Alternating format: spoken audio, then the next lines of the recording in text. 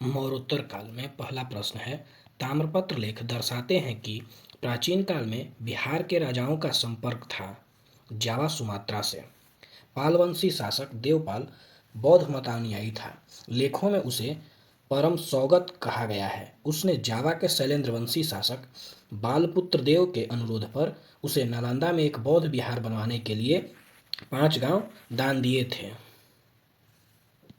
दूसरा प्रश्न है, स्वर्णभूमि का वह राजा कौन था जिसने नालंदा में एक बौद्ध विहार की स्थापना की तथा उसे रख रखाव हेतु अपने दूत के द्वारा देवपाल से 5 गांव दान देने के लिए प्रार्थना की? बालपुत्र देव ने।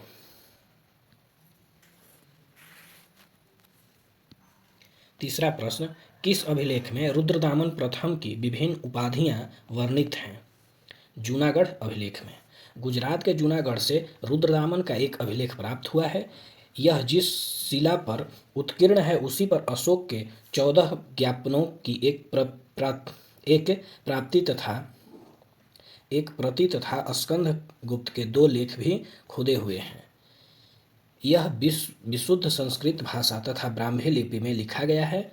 इसमें रुद्रदामन के विभिन्न उपलब्धियों पर सुंदर प्रकाश डाला गया है। चौथा प्रश्न, दूसरी शताब्दी के आसपास रचित संस्कृत के शिलालेख के अनुसार सुदर्शन झील एक कृत्रिम जलाशय की मरम्मत किसने की थी? रुद्रदामन ने की थी। रुद्रदामन प्रथम 130 से 150 ईस्वी का जूनागढ़ अभिलेख गुजरात के गिरनार पहाड़ी से प्राप्त हुआ है। ब्राह्मी लिपि में उत्कीर्ण संस्कृत भाषा का यह अभिलेख अब तक का प्राप्त संस्कृत अभिलेखों में सर्वाधिक प्राचीन है। इस अभिलेख से सुदर्शन झील के बांध के पुनर्निर्माण की सूचना प्राप्त होती है। पांचवा प्रश्न, इनमें से किसने सर्वप्रथम व्यापक पैमाने पर स्वर्ण मुद्रा का प्रचलन किया था? विम कडिफेसस ने। कुषाण शासकों द्वारा व्यापक पैमाने पर स्वर्ण मुद्रा का प्रचलन प्रारंभ करना भारतीय उपमहाद्वीप में उसका सबसे महत्वपूर्ण योगदान था। कुषाण शासक भीम कडिफेसस को स्वर्ण मुद्राओं के प्रचलन का श्रेय प्राप्त है। छठा प्रश्न, शुंग वंश के बाद किस वंश ने भारत पर राज्य किया? शुंग वंश के बाद कण्व वंश राज किया। शुंग वंश का अंतिम राजा देवभूति अपने अमात्य वसुदेव के षड्यंत्रों द्वारा मार डाला गया। वसुदेव ने जिस नवीन राजवंश की नींव डाली वह कण्व या कण्वयायन नाम से जाना जाता है। शुंग वंश का शासन यह भी ब्राह्मण वंश था। गुप्त एवं गुप्तोत्तर युग। पहला प्रश्न, किस गुप्त शासक ने अपने बड़े भाई की हत्या कर सत्ता प्राप्त की? चंद्रगुप्त द्वितीय ने। स्कंदगुप्त के पश्चात उसका बेटा रामगुप्त शासक बना, लेकिन शकों के आक्रमण का सक्षम विरोध न करने के कारण उसके भाई चंद्रगुप्त द्वितीय ने रामगुप्त की हत्या कर उसकी पत्नी ध्रुव देवी से विवाह कर लिया तथा शकों के विरुद्ध विजय प्राप्त की। दूसरा प्रश्न, प्राचीन भारत का नेपोलियन किसे कहा जाता है? प्राचीन भारत का नेपोलियन समुद्रगुप्त को कहा जाता है। इतिहासकार विसेंट स्मिथ ने अपनी रचना अर्ली हिस्ट्री ऑफ इंडिया में समुद्रगुप्त की वीरता एवं विजयों पर मुग्ध होकर उसे भारतीय नेपोलियन की संज्ञा दी है। समुद्रगुप्त की विजयों का वर्णन प्रयाग प्रशस्ति में मिलता है। इसके लेख हरिसेन ने किए थे। प्रयाग प्रशस्ति का लेख हरिसेन किया था। तीसरा प्रश्न, गुप्त सम्राट जिसने हुणों को पराजित किया था? स्कंदगुप्त ने पराजित किया था। हुणों का पहला भारतीय आक्रमण गुप्त सम्राट स्कंदगुप्त के शासनकाल में 455 ईस्वी में हुआ तथा स्कंदगुप्त के हाथों वे बुरी तरह परास्त हुए। यूएस राय के अनुसार इस हुण आक्रमण का नेता खुशनेवाज था। वह आक्रमण एक धावा मात्र था और देश के ऊपर इसका कोई तात्कालिक प्रभाव नहीं पड़ा, किंतु परोक्ष रूप से उसने गुप्त साम्राज्य के पतन की गति को तेज कर दिया। स्कंदगुप्त की मृत्यु के बाद 5वीं शताब्दी के अंत तथा 6ठी शताब्दी के प्रारंभ में उत्तर पश्चिम के कई क्षेत्रों पर हुनों ने कब्जा कर लिया था।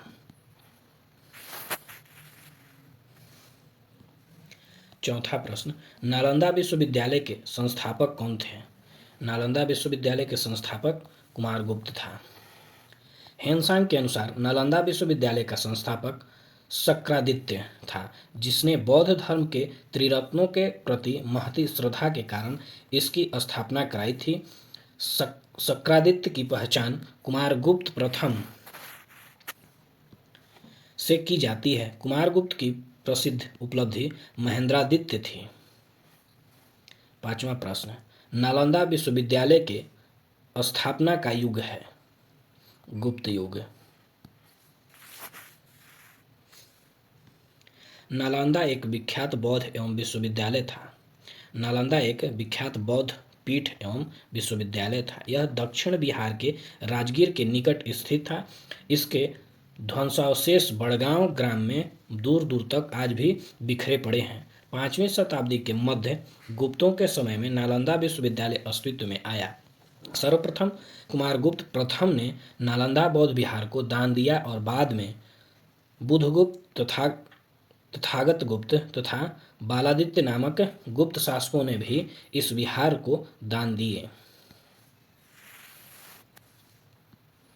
6ठा प्रश्न, नालंदा विश्वविद्यालय किस लिए विश्व प्रसिद्ध था? बौद्ध धर्म दर्शन के लिए। यह बौद्ध दर्शन का अध्ययन के लिए विश्व प्रसिद्ध था। इसकी अध्ययन के लिए चीनी यात्री हेनसांग यहाँ आया था। 7वां प्रश्न, नव नालंदा महाविहार किसके लिए विख्यात था? पाली अनुसंधान संस्थान के लिए विख्यात था। नव नालंदा महाविहार बौद्ध अध्ययन के आधुनिक केंद्र 20 नवंबर 1951 को इसकी आधारशिला रखी गई। इस केंद्र में बौद्ध एवं पाली अनुसंधान संस्थान है। यह बड़ी संख्या में श्रीलंका, जापान, कोरिया, तिब्बत, भूटान आदि देशों से पाली एवं बौद्ध अध्ययन पर अनुसंधान करने हेतु विद्यार्थी आते हैं।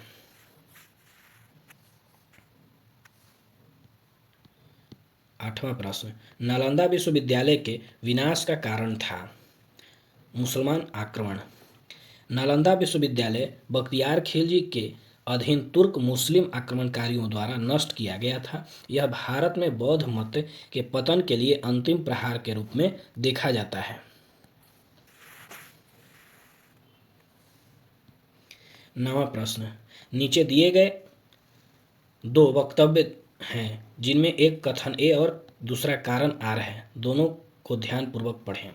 कथन ए, 12वीं शताब्दी के अंत तक नालंदा महाविहार का पतन हो गया। आर, कारण, महाविहार को राजकीय प्रश्रय मिलना बंद हो गया था।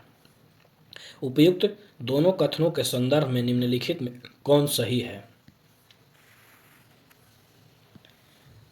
दोनों सही हैं। ए और आर दोनों सही हैं, परंतु आर ए की सही व्याख्या नहीं करता। नालंदा में एक विख्यात बौद्ध पीठ एवं विश्वविद्यालय था। यह दक्षिण बिहार में राजगीर, वर्तमान राजगृह के निकट स्थित था। 5वीं सदी के मध्य गुप्तों के समय में नालंदा स्थित विश्वविद्यालय अस्तित्व में आया। 12वीं शताब्दी के अंत तक मुस्लिम आक्रमण के फलस्वरूप इस महाविहार का पतन हो गया। बंगाल के पाल शासकों द्वारा विक्रमशिला विश्वविद्यालय को संरक्षण देने के फलस्वरूप नालंदा का महत्व घटने लगा।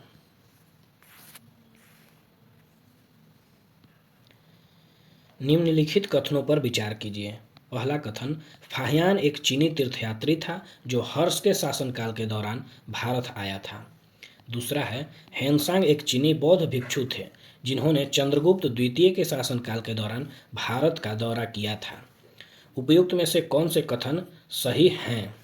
उपयुक्त में से कोई कथन सही नहीं है।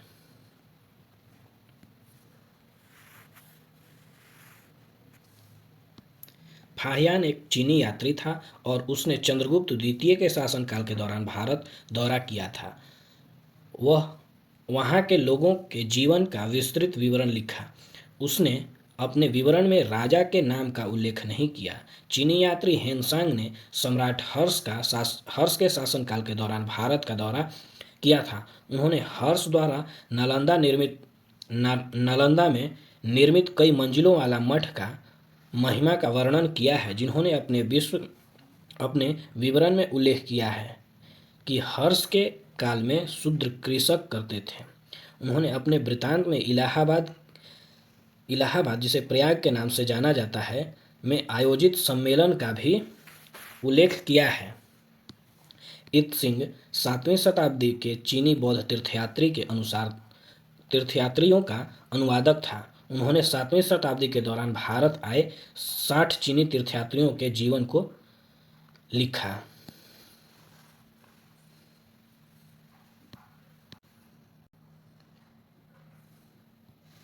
11 नंबर प्रश्न, प्रसिद्ध चीनी यात्री फाहियान ने किसके शासनकाल में भारत की यात्रा की थी?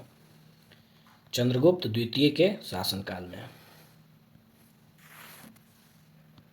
12 नंबर प्रश्न, चीनी यात्री सुंग यून ने भारत की यात्रा की थी।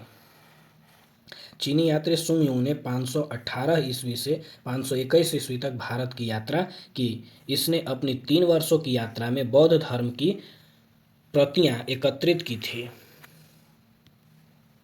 चीनी यात्री इत सिंह ने बिहार का भ्रमण किया लगभग 671 से 695 ईस्वी में।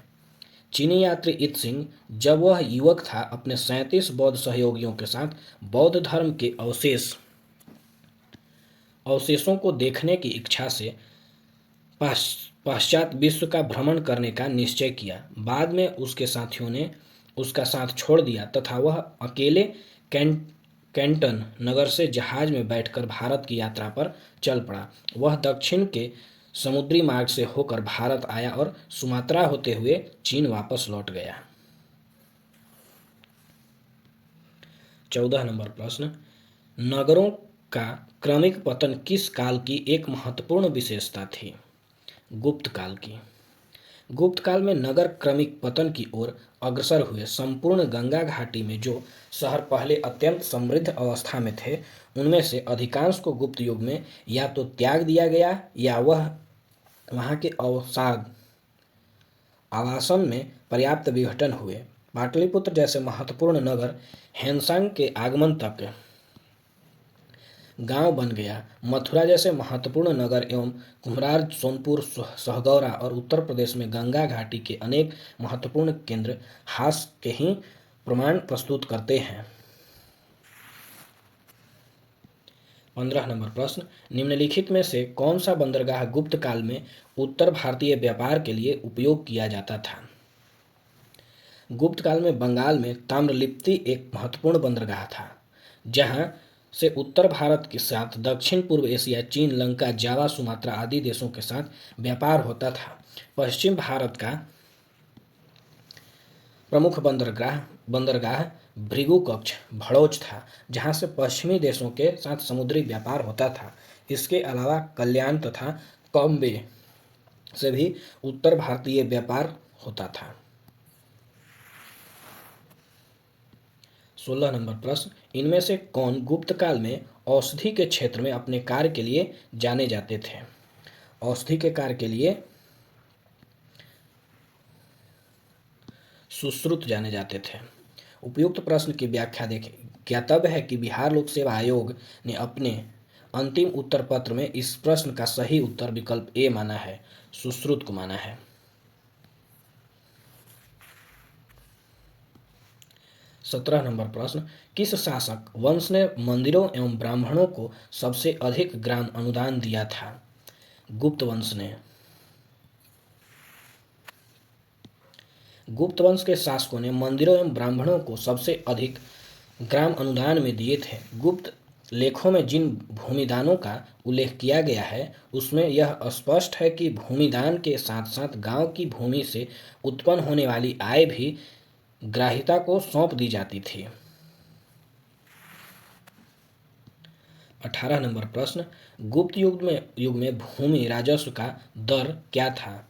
गुप्त भूमि में उपज का छठा भाग था। गुप्त काल में जो लोग राजकीय भूमि पर कृषि करते थे उन्हें अपनी उपज का एक भाग राजा को कर के रूप में देना पड़ता था, जो षष्ठांश होता था। गुप्त अभिलेखों में भूमि को भाग अथवा उड़ग कहा जाता है। 19 नंबर प्रश्न, किस प्रकार की भूमि को अप्रहत कहा जाता था? बिना जोती हुई जंगली भूमि को।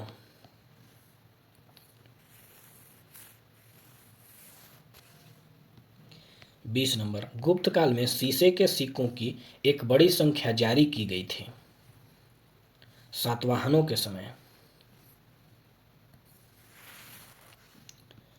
पूर्व गुप्त काल में शीशे के सिक्कों की एक बड़ी संख्या सातवाहन शासकों के द्वारा जारी की गई।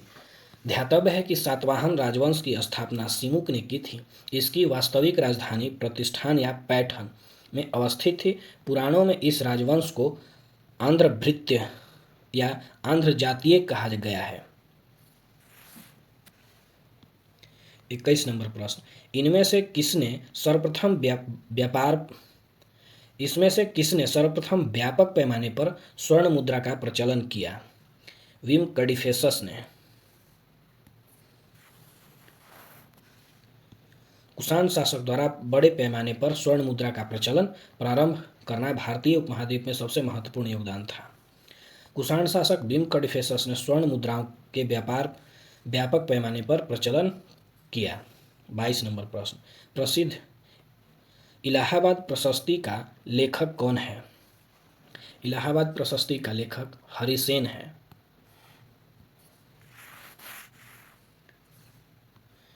प्रसिद्ध इलाहाबाद प्रशस्ति का लेखक हरिसेन था। हरिसेन ने इलाहाबाद के अशोक स्तंभ पर समुद्रगुप्त के विषय में प्रशंसनात्मक वर्णन प्रस्तुत किया है, जिसे प्रयाग प्रशस्ति कहा जाता है। इस प्रस्तुति में समुद्रगुप्त के प्रशासनिक पदाधिकारियों की भी नाम मिलते हैं, जो निम्नलिखित संधि विग्रह, कुमारामात्य तथा महादंडनायक आदि। 23 नंबर प्रश्न, कला की गंधार शैली निम्न समय में फली फूली। कुषाणों के समय में सबसे ज्यादा गंधार कला शैली फली फूली। 24 नंबर प्रश्न, निम्नलिखित में से किस वंश के शासकों को पुराणों में श्री पर्वतीय कहा गया है? इक्ष्वाकु को। इक्ष्वाकु वंश के शासकों को पुराणों में श्री पर्वत का शासक तथा आंध्रभृत्य, आंध्रों का नौकर कहा गया है। पहले से सातवाहनों के सामंत थे, किंतु उनके पतन के बाद उन्होंने अपनी स्वतंत्रता घोषित कर दी। इस वंश के संस्थापक श्री शांतमुल था। 25 नंबर, वर्धन राजवंश की स्थापना किसने की थी? पुष्यभूति ने। बाणभट्ट की रचना हर्षचरित्र के अनुसार वर्धन वंश की स्थापना पुष्यभूति नामक व्यक्ति ने थानेश्वर में की थी। हर्षवर्धन इस वंश का सबसे महान शासक था। 26 नंबर प्रश्न, कवि बाण निवासी था। बाणभट्ट का जन्म बिहार के सोन नदी के किनारे अवस्थित प्रीतिकुटा नामक गांव में हुआ था। इनके पिता का नाम चित्रभानु तथा माता का नाम राज्य देवी था। तो उपयुक्त में से कोई नहीं। 27 नंबर, हर्षवर्धन के शासनकाल में किस चीनी यात्री ने भारत की यात्रा की थी? हेनसांग ने। हर्ष के समय ही सर्वमुख घटना चीनी यात्री हेनसांग के भारत आगमन की है। उसकी उत्कृष्ट अभिलाषा महात्मा बुद्ध के चरण चिन्हों द्वारा पवित्र किए गए स्थलों को देखने एवं पवित्र बौद्ध ग्रंथों का अध्ययन करने की थी, जो उस दिनों में भारत में सुलभ थे। इस उद्देश्य की पूर्ति हेतु उसने तांग शासकों की राजधानी चांगन से भारतवर्ष के लिए 629 ईस्वी में प्रस्थान किया। अपनी भारत यात्रा के उस के ऊपर उसने एक ग्रंथ लिखा जिसे सियुकी कहा जाता है। 28 नंबर प्रश्न, हेनसांग की भारत में यात्रा के समय सूती कपड़ों के उत्पादन के लिए सबसे प्रसिद्ध नगर था। मथुरा।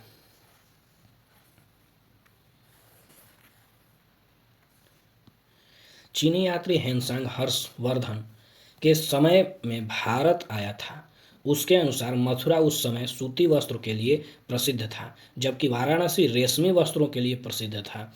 हेनसांग बताता है कि थानेश्वर की समृद्धि का प्रधान कारण वह वहाँ का व्यापारी ही था। बाण ने थानेश्वर नगरी को अतिथियों के लिए चिंतामणि भूमि तथा व्यापारियों के लिए लाल भूमि बताया है। यहाँ के निवासी अधिकांश व्यापारी थे जो विभिन्न वस्तुओं का व्यापार करते थे।